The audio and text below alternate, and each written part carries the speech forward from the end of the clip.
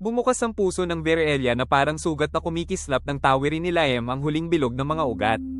Malapit lamang nakasunod si Aelia, ngunit ang bawat hakbang ay tila higit na nagpapahirap sa kanya na para bang ang planeta mismo ang humihiling na manatili siya. Nauunawaan niya kung bakit siya lamang sa lahat ng nabubuhay ang nakakapagmahal pa kay Laem nang hindi ito sinisira.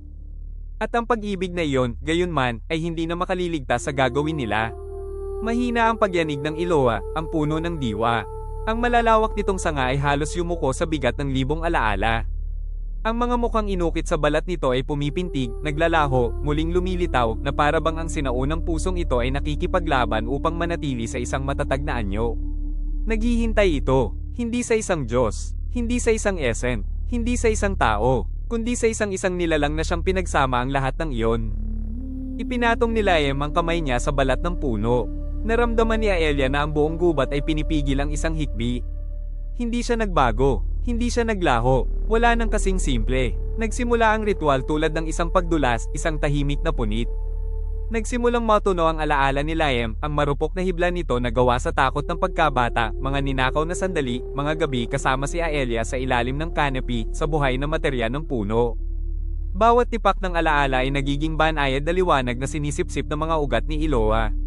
Tumugon ang buong mundo sa pagyanig. Naging matatag ang mga clearing. Nagbalik sa anyo ang mga ligaw na bahagi ng gubat. Tumigil sa pagyanig ang lupa. Sa unang pagkakataon sa loob ng mga linggo, nakahinga muli si Virelia. Si Aelia, nakaluhod, ay pinanood siyang mabura. Hindi ang kanyang katawan, kundi ang kanyang presensya. Ang mismong taong si Laem.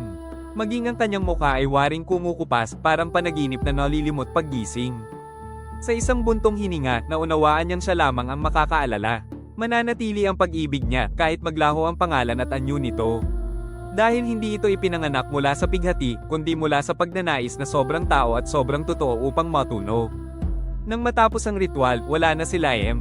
Hindi patay, hindi buhay. Isa na siyang ugat sa piling ng mga ugat, isang banayad na pagyanig sa hibla ng mundo, isang payapang katahimikan sa puso ng planeta.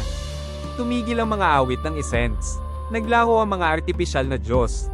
Naging walang bisa ang Lighterium, parang lumang alikabok na kumalat sa hangin. Tumayo si Aelia mag-isa sa clearing. At si Virelia, sa unang pagkakataon sa mahabang panahon, ay natahimik ng lubos.